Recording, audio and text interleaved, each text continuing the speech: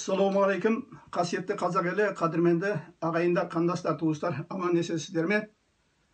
Құрметті ағайындар, мен бір нәрсені қайта айтудан еш жалықпаймын. Мен шетелде туып өскен, шетелде өмір сүріп жатқан бір қазақ ретінде, ата-бабалардан мұра қалған кең байтақ қазақ жеріндегі тәуелсіз қазақ мемлекетімен әр уақытта мақтанам, мақтаныш тұтам. Сол үшін қолымнан келгенше, егер тәуелсіз отанымның, атамекенімнің кәдесіне, не болмаса сондағы өмір сүріп жатқан ағайын туыстардың, ел жұрттың кәдесіне жарап қалама деп, ұлттық мәселелерге қатысты өзімнің көрген білген шындықтарымды айтып жеткізуге тырысып келем, бұдан кейін де тырысам. Әсіресе осы мәселеге қатысты маған талай рет өміріме қастандық жасалды. Бұдан кейін жасалса да, бұдан кейін де мені боқтайтындар, даттайтындар, қаралайтындар, бір жаққа барып тастайтын өзіміздің балақтан алтын ағайындар болса да, мен шындықты айтудан тартынбаймын. Осыдан бұрын бірнеше рет қазақ еліне, қазақ жұртына опасыздық, сатқындық жасаған алаяқ Сайрагүл Сауытбай туралы бірнеше посттар жазып, әңгімелер айтып едім. Көптеген ағайындар мені сын астына алып, ауыздарына келгендерін айтып, балағаттап, қаралап, жалалар жағып, апармаған жерлері жоқ. Олардың ішінде көбісі әрине Сайрагүл Сауытбайды жақыннан танымайды. Онымен араласпаған, тек қана сырттай естіп білген, оны періште сияқты көреді. Бірақ біздер оның қасында жүрдік. Әсіресе мен онымен жақсы араластым, көп жағдайларда көмектестім, өздеріңіз білгендей, оның сырына қанық болдым. Ал маған қарата сын айтып, қаралап, жалалап, тіпті боқтап та жатқандардың ішінде өкінішке орай Серікжан Біләштің жақтастары да бар. Олар маған айтады, сіз бұл мәселеге Серікжан Біләшті неге араластырасыз, біздің лидерімізді, батырымызды әдейі араластырып, қаралап, жалалап отырсыз, оның абыройын төгу үшін дейді. Бұл алаяқ Сайрагүлдің мәселесіне сол кездегі ата жұрттың жетекшілері Қыдырәлі Ораз бен Серікжан Біләштің тіке қатыстары бар. Өйткені олар ана алаяқтың опасыздығын, сұмдығын, сатқындығын ең жақсы білетін адамдар.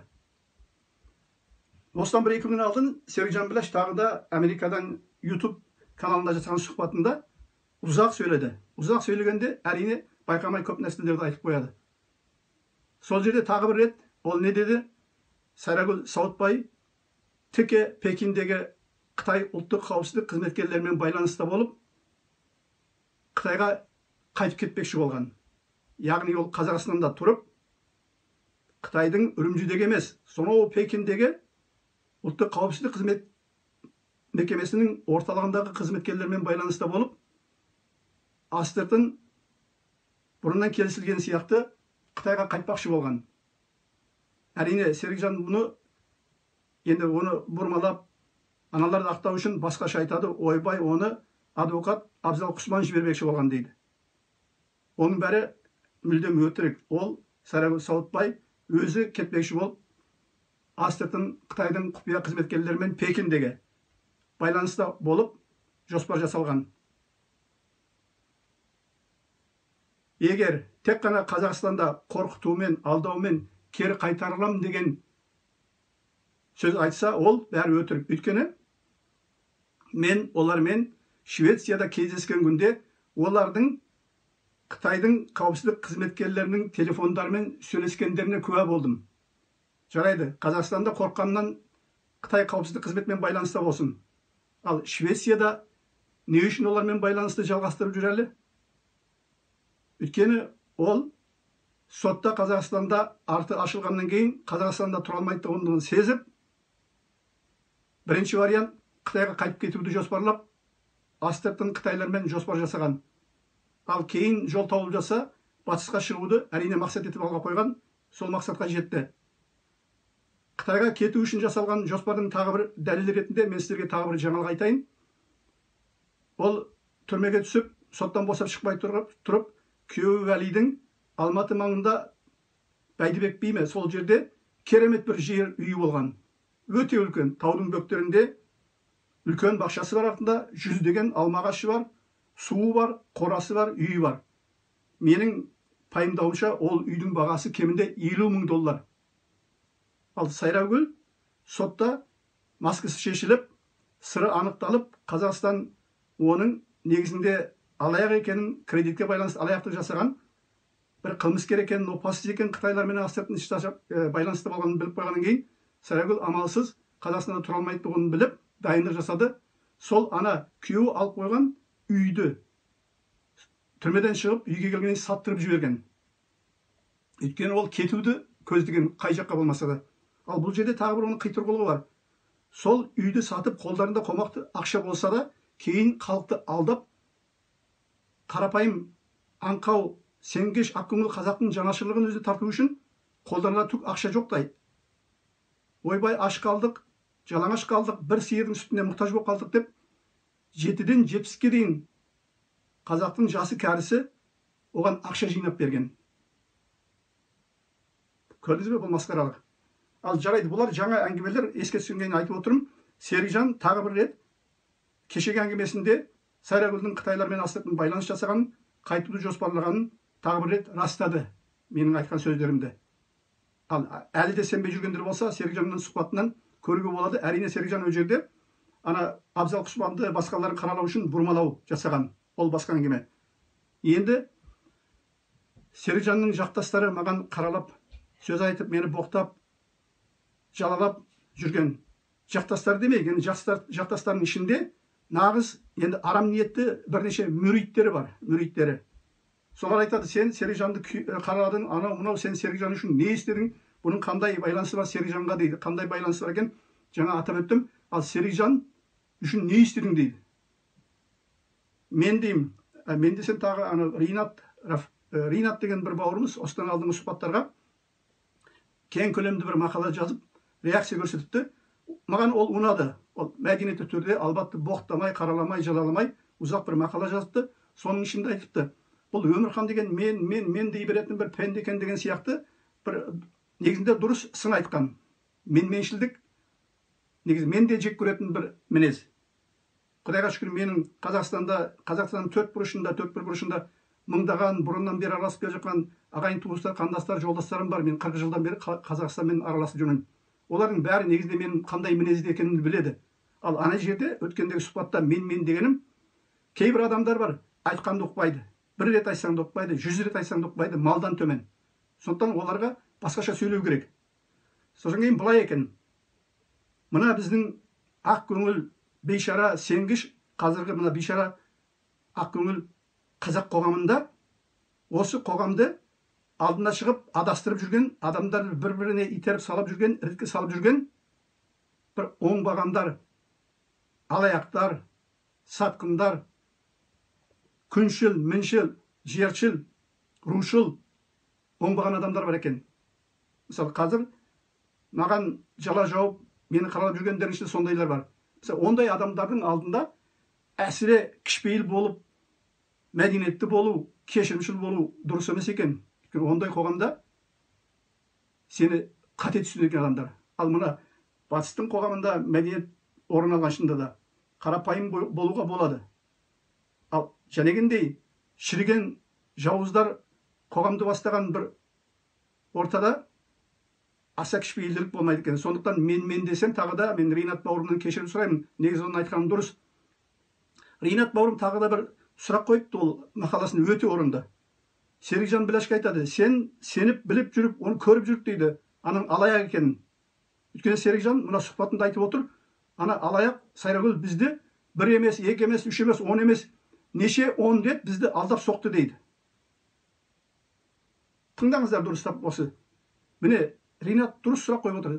Серікжан, сен оның сондай алаяқ екенін, сатқын екенін көріп тұрып, неге елге жарияламадың? Соны айтшы деп. Білмеймін, жауабын алдым, алмадым ба, мен көре алмадым. Ал жәнегі Серікжанның жақтастары, олардың ішінде оңбаған бірнеше мүриттері бар. Сол мүриттері маған шабуылдап жатыр. Сен Серікжанды қараладың, Серікжан үшін не істедің деп. Мен Серікжан үшін, сендер Серікжан ұсталып кетіп, Астанаға келгенде қорққандарынан тығылар тесік таппаймын, не істеріңді білмей быт-шыт болып жүргенде, Серікжан ұсталған сәттен бастап Серікжанға ең жоғары деңгейде көмектескен мен болатығым. Кешіресіздер, Ринат бауырым тағы да мен дедім, бірақ бұл жерде мен тағы бір айтып қояйын, рұқсат кешірсеңіздер мен деп. Серікжанға Алматыдан ұсталып, тағы бір рет айтам, Астанаға барғанда, бір аяғымен түрмеде тұрғанда, түрмеден суырып алып, құтқарған менің іс-әрекеттерім болды. Мен ең алдымен тағы да Серікжан ұстала сала, жан-жаққа хат жазып, оған араша сұраттырдым халықаралық ұйымдармен, депутаттармен, ықпалды адамдармен. Ал ең маңыздысы, Серікжан ұстала сала, сол күні түннен бастап, ертесі күн бойы бүкіл Еуроодақтың тиісті орындарымен байланысқа өтіп, Еуроодақтың, еуропалық мемлекеттердің Қазақстандағы өкілдерімен, Американың өкілдерімен байланысқа өтіп, көмек сұрадым олардан. Олар әрине бұндай жағдайда біздің сұранысымызды жерде қалтырған жоқ, жедел бір жұмыс тобы құрып, Серікжанға көмекке кірісті құтқарып қалу үшін. Олар әдейі бір жұмыс тобы құрып, Серікжанды Астанадан түрмеге түсірмей алып, керек болса Алматыға апарып, отбасының қасында сотталуын армандады. Сол үшін жоспар құрды, сол үшін күресті. Бірақ өкінішке орай, екі арада бір ыңғайсыз жағдай болып қалды. Оны тағы айта кетейін. Серікжанды, жаңа айттым, бір аяғымен түрмеде тұрғанда, жұлып алған жәнегіндей іс-әрекеттердің арқасында ең үлкен еңбекті жасаған, әсер еткен, ықпал еткен мен болдым. Әгі Серікжанның 2-3 мүриттерін айтайын, өріп тұратын. Сендер не істедіңдер?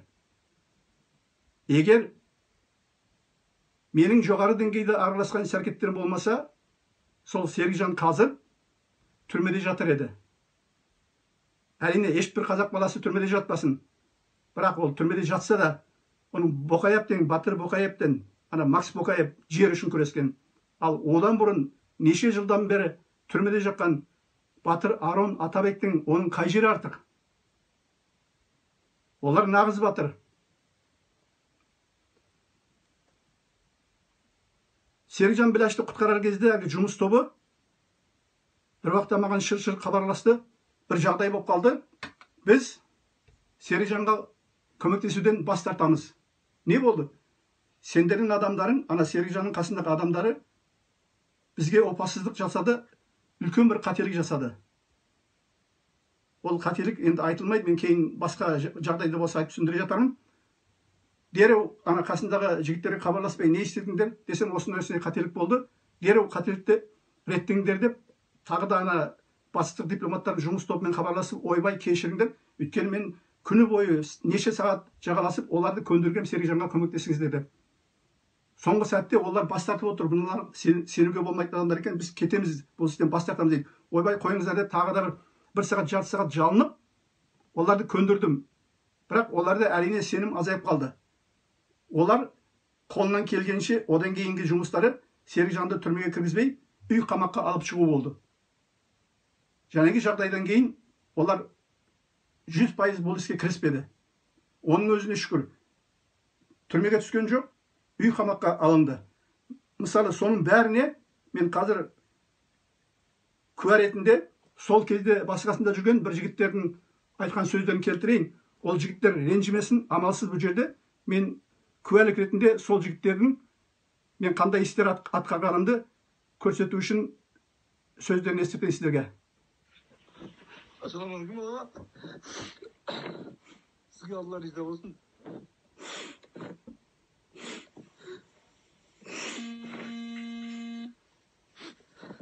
Осындай қиын сәтте біздерге қолдау көрсеткеніңіз үшін рахмет аға. Алла риза болсын, Алладан қайтсын. Өмірхан аға, ассалаумағалейкум. Тағы да сізге алғысымызды білдіреміз. Алла риза болсын.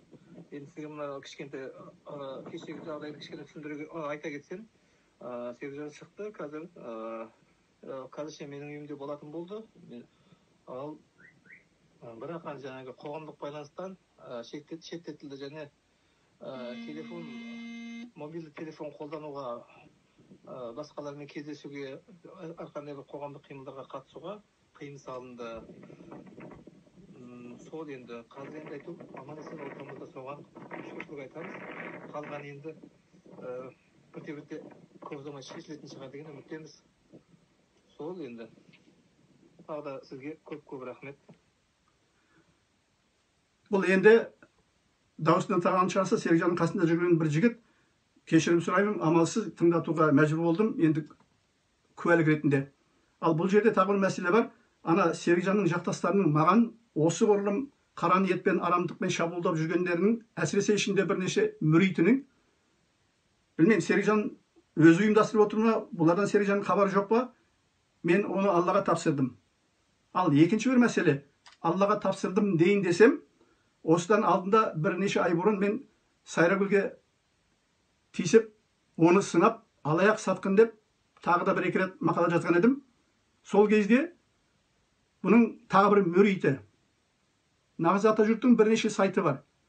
Сол Нағыз Атажұрттың сайтында сен біздің батыр қызға тиістің деп, мені сатқын қытайшыл деп қаралап, Нағыз Атажұрттың сайтына бір пост жазыпты. Мен ол постты көре салып, Серікжанға айттым, мынаны егер сен өзің біліп жаздырмай olsan алдырып таста. Иә, анау мынау деп қойды. Өткенде қарасам, сол пост, міне арадан неше ай кетті, өтті. Ана Нағыз Атажұрттың, Серікжанның жауапкершілігіндегі Нағыз Атажұрттың сайтында мені қаралаған пост әлі күнге тұр екен. Мына сайтта мына пост. Енді сенбейін десең, алдын қазіргі уақытта ана жақтастары шабуылдап іштерінде бір мүриттері аузына келген айтып жатыр. Ал енді мына жағдай бар. Серікжан өзі әдейі оны біліп алдырмай отыр ма ана постты? Не ұмытып кетті ме қарбаластан? Не болмаса ана мүриті бұны тыңдамай қойды ма? Оны бір Аллаға тапсырдым. Бұл мәселені Аллаға тапсырдым. Мен жақсылық істедім деп бір қарымта сұрап отырғаным жоқ. Бірақ сіздер шындықты білсін, ана оңбаған мүриттері ауыздарын жабар ма екен деп, Серікжан оларға бірдеңе айтар ма екен деп, осыларды ескертіп отырмын. Серікжанның жағдайы осы ағайындар. Ал бір-екі күннен бері сіздер де байқап жүргенсіздер. Байқаған шығарсыздар. Мына Серікжан Америкаға кетті. Серікжан, Біләш және Нағыз Атажұрт қазір саяси бір ұйымға айналып, Париждегі бір адамның саяси тобына қосылды. Париждегі адамның партиясының кемесіне мінді, пойызына отырды. Бұл деген Серікжан Біләш жетекшілігіндегі Нағыз Атажұрт енді бейтарап адам құқықтарын қорғайтын ерікті бір топ емес, адам құқықтарын қорғайтын. Бұлар енді бір саяси күштің жақтасы қатарындағы адамдарына айналды. Қазақстандағы саяси биліктің ең үлкен қарсыласы шетелдегі, соның бір жақтасы болып, солардың пойызына мінді бұлар енді. Нақтылы шындық. Оған дәлел айтудың қажеті жоқ. Барлығы интернетте тұр. Мен ағайындарға айтарым енді. Байқаңыздар. Серікжан Біләштің Нағыз Атажұрт тобы бір-екі күннен бері ол билікке қарсы саяси бір күштің жақтасына айналды. Бұдан кейін олармен болған қарым-қатынастарыңызда әсіре бірдеңке айтып, қиын жағдайға душар болып қалмаңыздар, байқап сөйлеңіздер.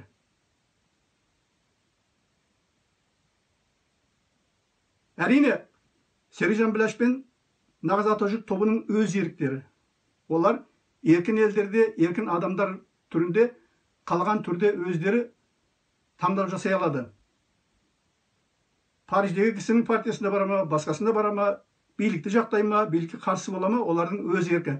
Біз оларға кінәлауға еш құқығымыз жоқ. Олардың өзі жеке шешімдері бол.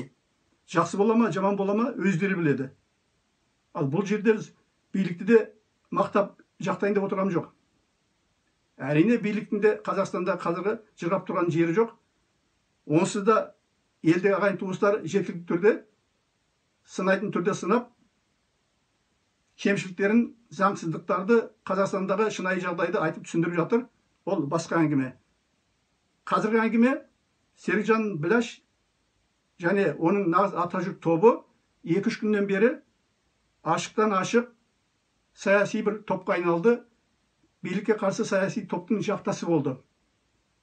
Байқап жүрген шығарсыздар, Париждегі кісінің әр жердегі топтары, сайттары керемет түрде Серікжан Біләш және Атажұртты жарнамалап жатыр. Олардың өз еркі, өз әрекеттері, оған еш қарсылық жоқ. Ол кейін қандай болады, оны өздері біледі. Бірақ бір қызығы, міне Серікжанды жарнамалап жазған бір постта сол партияның адамдары былай депті: мәселе тілде емес. Мына Серікжанның және нағыз Атажұрттың таңдаған партиясының саяси жағын көріңіздер. Міне, мәселе тілде емес дейді. Яғни бұлар үшін ұлттық құндылықтар бірінші орында емес. Бұлар қазіргі Қазақстанды нағыз ұлттық қазақи мемлекетке айналдыруды көздемеуде. Бұлардың көздегені көп ұлтты, демократиялық, интернационалдық бір мемлекет. Оны болашақта кім басқарады, тілі қандай болады, олар үшін бәрібір. Серікжан Біләш және нағыз Атажұрт сондай бір топқа барып қосылып отыр қазір. Ағайындар несінде болсын, соған жарай әрекет етсін. Бірақ жаңа да айттым, ол өз еріктері. Оларға ешкім араласа алмайды. Нәтижесін өздері көреді, жақсы бола ма, жаман бола ма. Содан тағы бір нәрсені ескерте кетейін. 2-3 күннен бері мен ұлттық қауіпсіздік қызметі туралы айтсам, қызметкерлердің Сайрагүлді алай екенін ашықтап, тіпті оларды Қытайға қайтарып жіберсе де құқылы екенін айтып жатсам, кейбіреулер маған оңбағандар, енді қате түсінетіндер, кейбіреулер әдейі қастандықпен сен ұлттық қауіпсіздік қызметкерінің адам болдың, Қазақстанның билікке сатылдың, сен қазір шпионсың, сатқынсың деген жалалар жауып жатыр. Маған бәрібір жасай берсін. Бір нәрсені айтайын. Серікжан Біләшті босатып аламыз деп жүргенде, ұлттық қауіпсіздік қызметкерлерінен өздері келіп әдейі көмек ұсынған, көмектескен адамдар бар. Ресми түрде мемлекеттің хабарымен. Бұны білуші медіңіздер. Сосын былай айтайын. Маған кезінде, мысалы өткенде бір жергілікті Серікбек дегенді бір сырттан келген балаларға тиісті деп, жерден алып жерге салып едім. Баланы арғы жақтан Қытайдан келген ағайындардың іштерінің майы еріп жырғап қалды. Ой, өмекек қатырдың, батырдың, өте жақсы, сен батырсың деп. Енді өкінішке орай керісінше, ана Қытайдан келген бір алаяққа тиісем, кейбіреулері көбісі әсіресе ана жершілдік рухы қызып, ұлттық мәселе жайында қалды.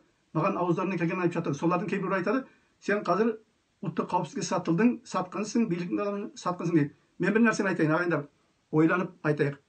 Қазір мемлекетте жұмыс істеп жүрген ағайындардың барлығы 100% сатқын ба? Емес, мүмкін емес. Мен өзім куә болдым. Олардың ішінде де талай ұлт жанды, елін, жерін жаннан артық сүйетін, барлық күшімен мемлекетке қызмет істеп жүрген аса жақсы ағайын туыстар бар, қандастар бар. Бұны естен шығармаңыздар. Албаты біреуді білмей, мысалы маған да ешбір дәлел жоқ, албаты қалай болса солай қаралап жыраламаңыздар. Бұның бәрі елдің береке бірлігіне, болашағына кері әсерін тигізеді. Бірдеңкені білсеңіздер, біліп айтыңыздар. Нақтылы дәлелмен айтыңыздар. Дәлел жоқ болса, албаты қараламаңыздар.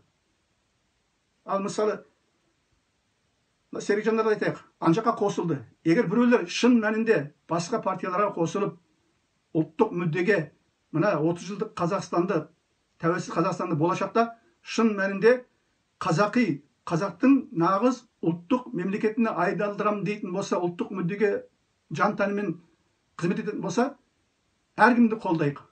Ол билікте бола ма, басқа жақта бола ма, бірақ тек қана ол нағыз қазақтың ұлттық мүддесі үшін жұмыс істеу керек. Тілден бастап, жерге, байлыққа, мәдениетке, әртүрлі салада ұлттық көзқараста болғандардың іс-қимылдарын барлығын қолдайық. Ағайындар, мен қысқаша бүгін айтайын дегенім осы еді, тағы да ұзақ кетіп қалса кешірім сұраймын. Аман сау болыңыздар. Бәрінен бұрын еліміз аман, жұртымыз тыныш болсын. Қандай бір шешім қабылдайтын болсақ, әрекет ететін болсақ, біреуді қараламай тұрып, жалаламай тұрып, шындықтарды біліп алайық ағайындар. Өзünüz көрмесеңіз, білмесеңіздер, басқаларынан сұрап үйренейік. Сонда ғана біз ел боламыз. Сонда ғана береке бірлігіміз нығаяды. Алла тағала елімізге амандық, жұртымызға